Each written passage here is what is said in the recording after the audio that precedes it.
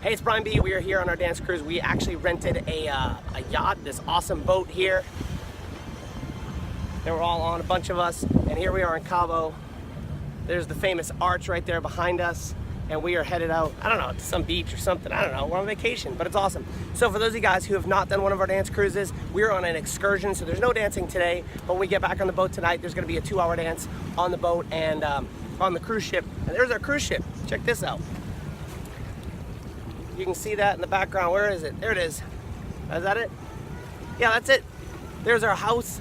So we live there. This is day 2 of the cruise, and we are headed out away from Cabo on our little excursion. We're gonna go swimming a little bit. We're gonna, I don't know what we're gonna do. We're having a drink. Some really cool guys. So if you've never been on one of our cruises, you totally want to check this out. It is a great time combining dancing with cruising and vacation. We're here on our dance cruise. We're on the final day. It's our second workshop of the day.